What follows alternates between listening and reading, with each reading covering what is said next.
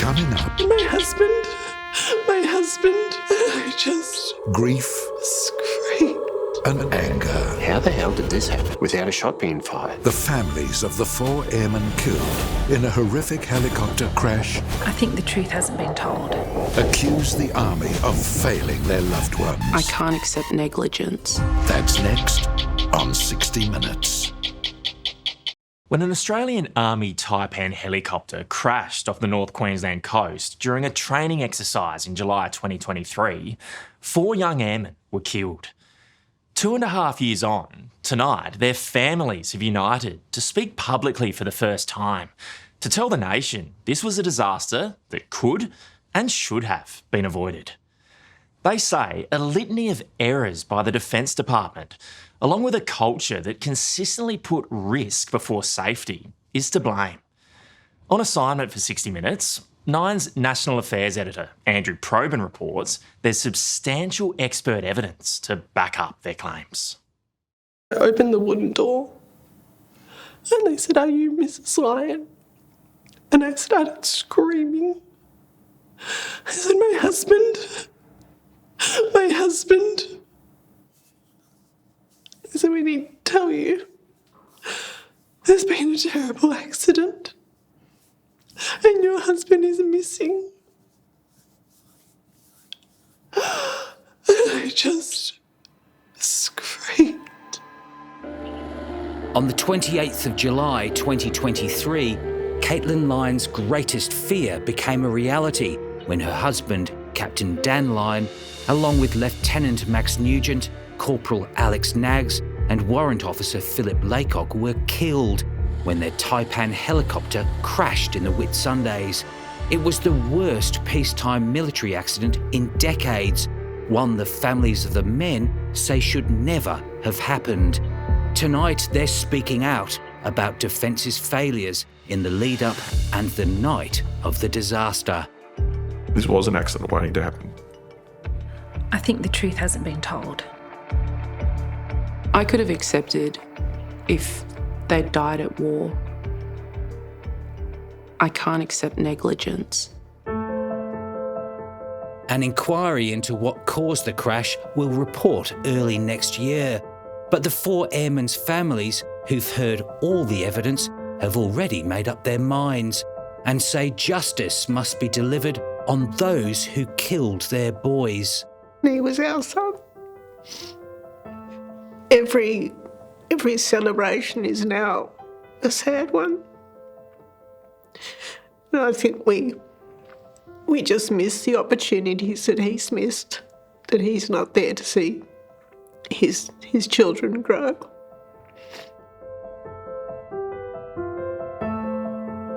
This is all that's left of Australia's once 47-strong fleet of Taipans. The rest have been chopped up and buried in a secret location. Defence perhaps hoped that the cause of the crash that killed 4 airmen was also buried with the helicopters. But tonight we can reveal the disturbing truth. I think it's outright deception. The whistleblower who warned Defence it was putting lives at risk breaks his silence. So is it a cover-up? I think the evidence would indicate that.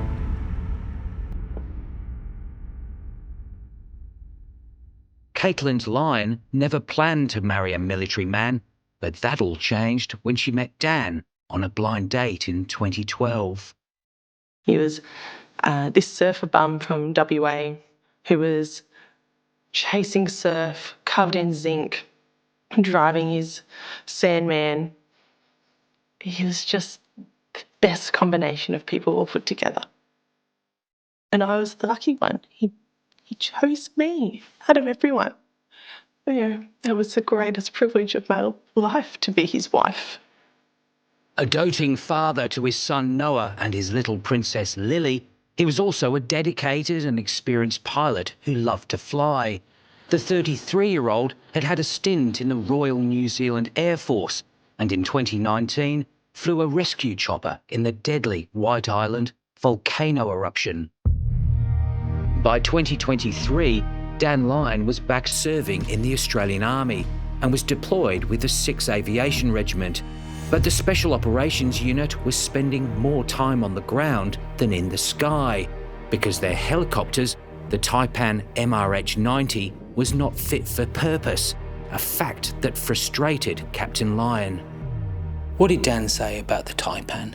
We always had a little running joke of, "Oh, did you get to fly today? Oh, surprising it got up off the ground." Yeah.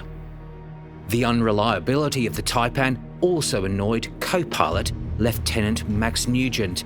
The 24-year-old had expressed his concerns about the chopper to his parents, Dan and Mariana. You know, his words to me was that they've given us a Ferrari when really a Commodore would have done the job. What do you think he meant by that? The MRH-90 was incredibly temperamental. It had a lot of problems in availability and breakdowns and maintenance.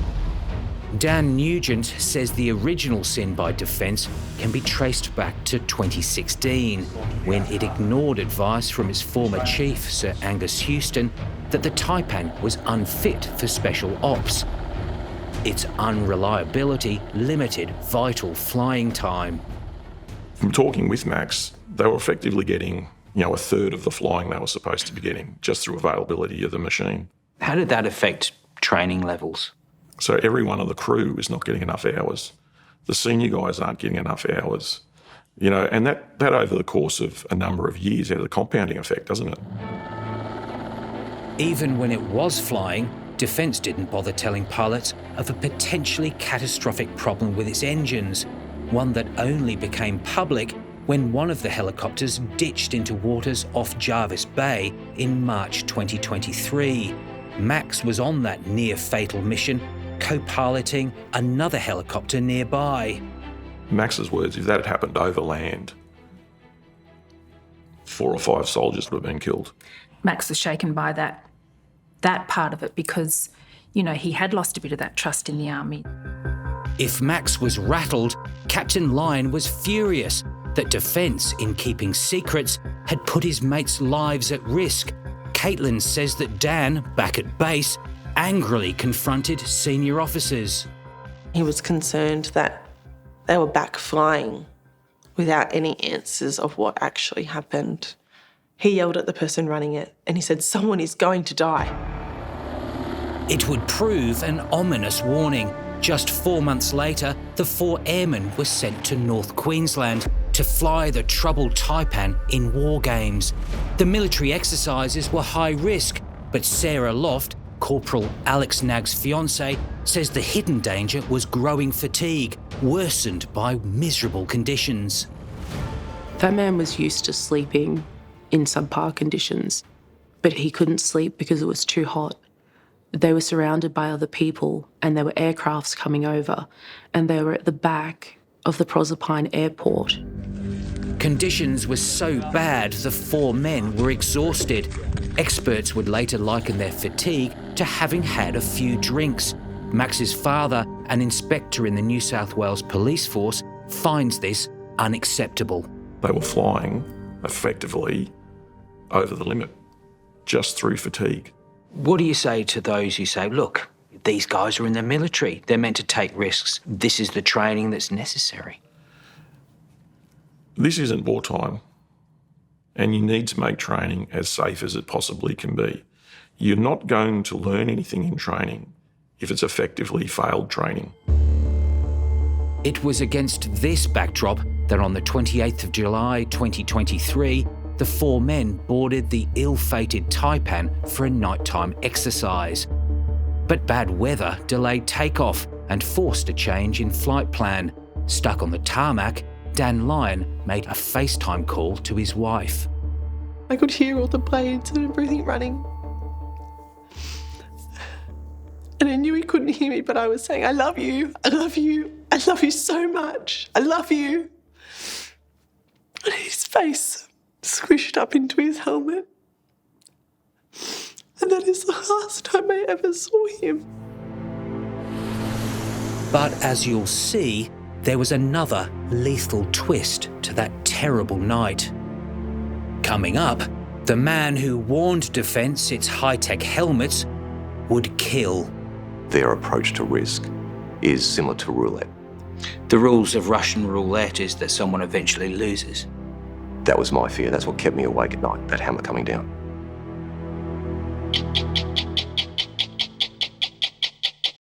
Yeah, my daddy loves Mummy. Captain Lyon is a remarkable woman. She's determined to keep her husband's memory alive so their children don't forget the man he was. What do you miss the most? I miss the peace that I used to feel. He had this way of making everything better, no matter what was going on. But it's that peace that I no longer have, and I can see it in my kids' eyes. They don't have it either anymore. In July 2023, pilot Daniel Lyon, co-pilot Max Nugent, and crewmen Phillip Laycock and Alex Naggs were killed when their Army Taipan helicopter crashed into the Coral Sea at almost 260 kilometres an hour.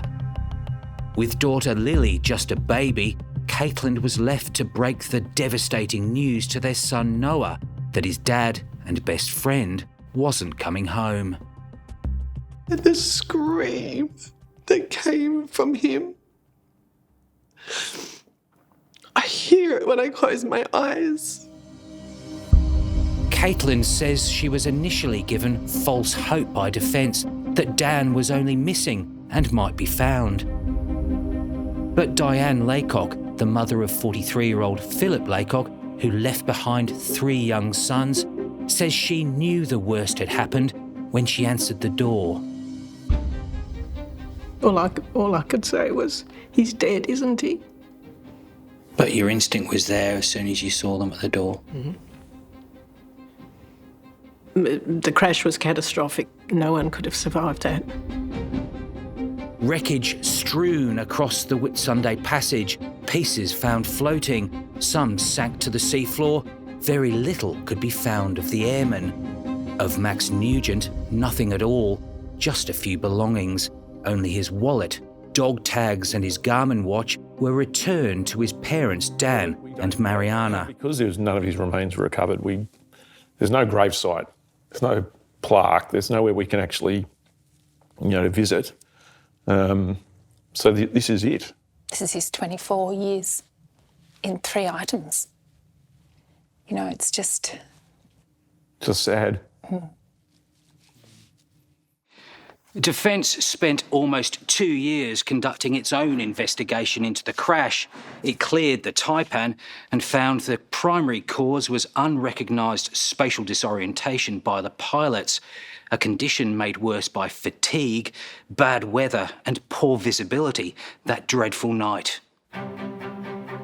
But this man says there's another reason the pilots became disoriented, and he says Defence knows it because he warned them 5 years ago.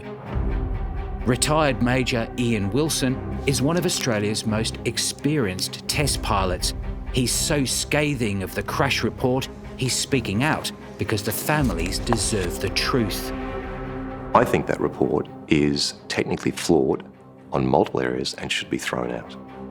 On the night of the disaster, pilot Dan Lyon and co-pilot Max Nugent were both wearing high-tech helmets called Topowl, a very expensive bit of kit that projects critical flight information onto the helmet's visor. In 2019, Ian Wilson tested the latest version of Topowl, 5.1. He took it airborne and was instantly alarmed when critical readings were the wrong way around. It was displaying pitch as bank. So it's totally incorrect. If I'm looking to the front, it would show correctly. If I pitched the aircraft up, it would indicate pitch up. If I looked to the side, pitch up became bank. Lethal. Yes. But the problems with Topowl 5.1 didn't stop there. Its night vision had a 50% loss in efficiency. Ian Wilson assessed Topowl as having a substantial risk of multiple deaths. He and colleagues at the Army Aviation Test and Evaluation Section believed Topowl 5.1 was not airworthy and dangerous. Well, I think we articulated that it was a very high risk of a catastrophic outcome. It represented an unacceptable risk to flight safety. Defence rejected Ian's report and pushed ahead with the helmet after another branch of Defence retested Topowl in benign conditions, a fact that the father of Max Nugent finds reprehensible. From my perspective, it looks like they tried to circumvent the system. They just went around it. How critical is that? Well, if you think you're doing that, but you're actually doing that, because that's what your optics are showing you, it's pretty critical. The Nugents say their son Max disliked Topowl's night vision. It's just not as clear. It's not as good as the normal night vision, or traditional night vision, that he much preferred. That's his exact words, I much preferred using the traditional night vision around this 9. Captain Lyon says her husband Dan was initially excited about the helmet, but quickly experienced its defects. And he said that they went to take off and he said, "Oh, stop." He said, "My Topowl's bugging out." And Dan was very confused by this. It was supposed to be this amazing piece of equipment, yet he couldn't see out of it. But Defence had already spent millions buying Topowl, so it devised a workaround for the helmet's obvious shortcomings. It instructed pilots to only rely on Topowl's information when looking straight ahead. In my mind, that's insane. It'd be like trying to drive a car and not look left or right. In what world do you give someone a piece of equipment that's full of errors and go, "That's okay, they'll be right"? As we go to air, there are grave fears for 4 people after a chopper plunged into the ocean off Hamilton Island. By the time of the crash, Ian Wilson had retired from Defence, but when he heard about the conditions the men were flying in that night, he had no doubt what had gone wrong. I knew that system inside out, and I knew that in those conditions, that system represented a serious hazard to safe flight. Did you feel sick? Absolutely, yes. Oh, it was keeping me awake at night. Like Ian Wilson, David Naggs is traumatised by the tragedy which took the life of his son Alex, one of the 2 crewmen at the back of the chopper. I need to know why is he dead. What's it been like trying to get information out of Defence? Impossible. With Defence offering few answers, he commends Ian Wilson for coming forward. I'm glad there's one person with the guts to stand up and say something. It was compelling. It was shocking. Alex Naggs' fiancée, Sarah Loft, also finds Ian Wilson's evidence persuasive and yet another failure by Defence. A senior test pilot with as much experience as him, to say the things that he did floored me. So what have you learned through this process about the culture in Defence? That it's toxic. Coming up, reenacting the last seconds of the doomed flight. So when you see this, does it fill you with horror? This was the nightmare I envisaged.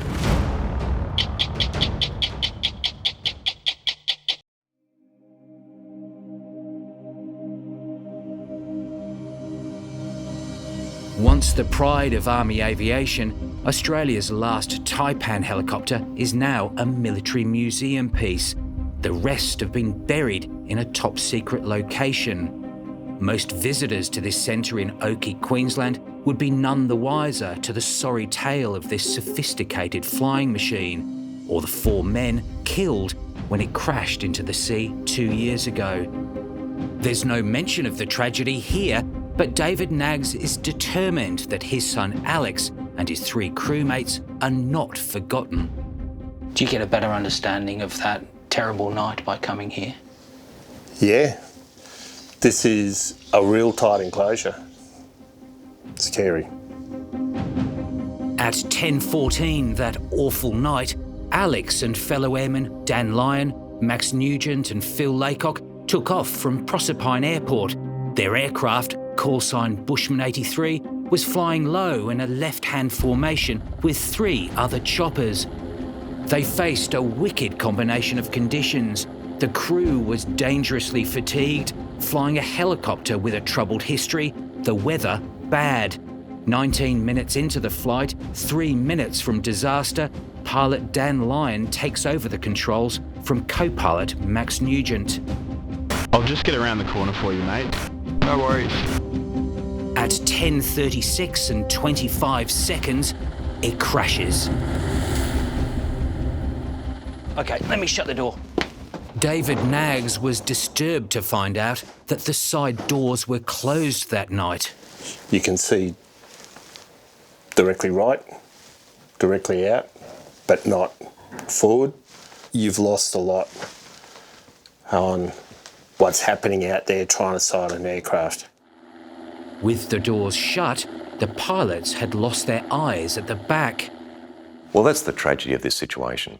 We have 2 aircrewmen in the back with night vision devices that have twice the performance of the pilots who are trying to maintain position in these terrible conditions. Former test pilot Major Ian Wilson says not only did the pilots lose their lookout in the back, but their own vision was also critically impaired due to glitches with their night vision helmets. It was just one of the lethal faults with the helmet that Ian Wilson had warned Defence about 3 years before the crash, but he was ignored.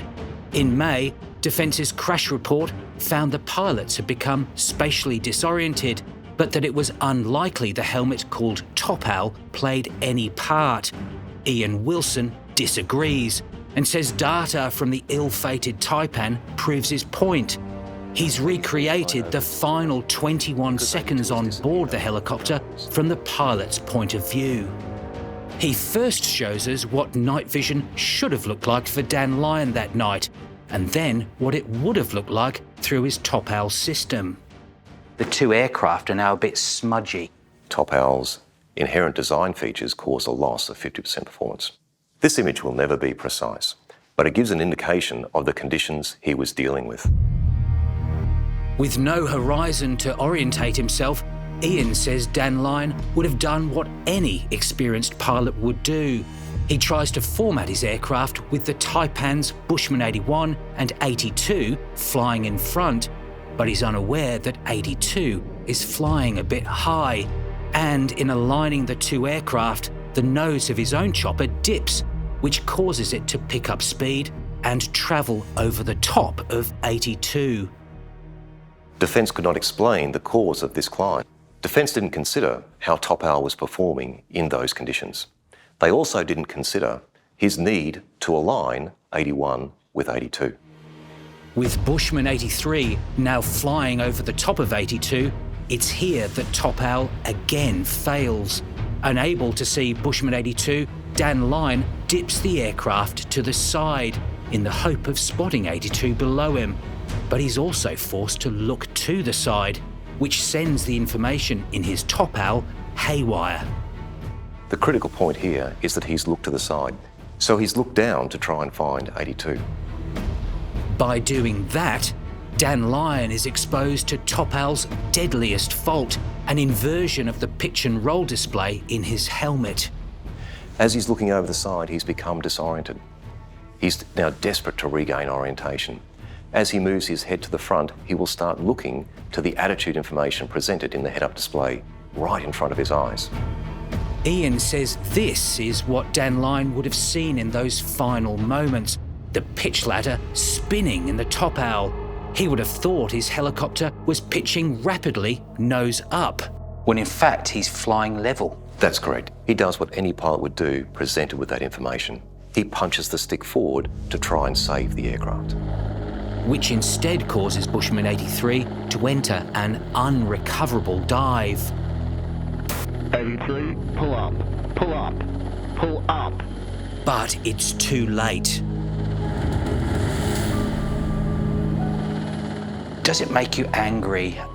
When you watch this, you see the recreation, you can see what Dan Lyon and Max Nugent were dealing with. If it wasn't for this false indication, the aircraft could have flown home that night. It's a cruel realisation for Dan Lyon's wife, Caitlin.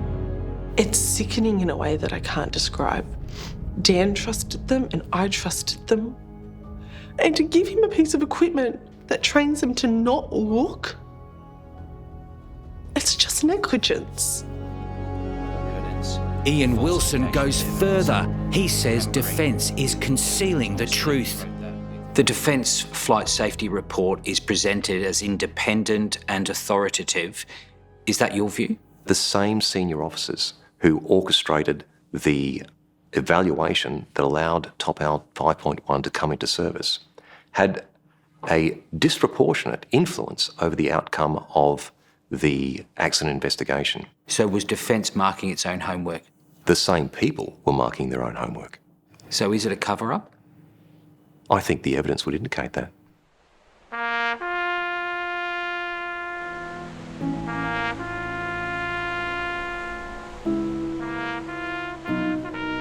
With no official memorial to commemorate the lost man of Bushman 83, their families come here to the North Bondi RSL to be together and remember. Forever Bushman 83 to our boys. The boys. Bushman 83.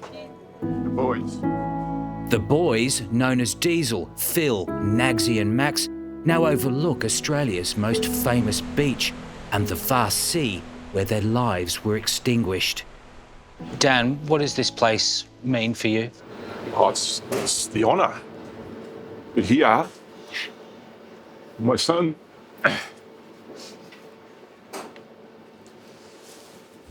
he's on the wall with some of Australia's finest, bravest soldiers. You know, they're together out there and they're together up here and they're, you know, together in our hearts. So And they brought us together. yeah. Let down by an organisation they and their loved ones trusted, these grieving families' last hope for accountability now rests with former Judge Margaret McMurdo. Her inquiry into the crash will report in the new year. The families are optimistic that she too will find that Defence is at fault for the deaths of their loved ones. What was important was my husband and the father of our two beautiful children. He mattered. Max mattered. Phil and Alex mattered. And they took them from us because they were so busy climbing promotions and checking their own boxes that they forgot that there's real people. There were real people in those aircrafts. And they didn't do anything to protect them. We asked the Chief of Army, Lieutenant General Simon Stewart, for an interview, but he declined. He has provided a statement though, which you can read on our website. The Office of the Defence Minister told us it was fundamentally important the airmen's families were able to understand what caused the Taipan crash. Hello, I'm Adam Hegarty. Thanks for watching 60 Minutes Australia. Subscribe to our channel now for brand new stories and exclusive clips every week. And don't miss out on our extra minute segments and full episodes of 60 Minutes on 9now.com.au and the 9Now app.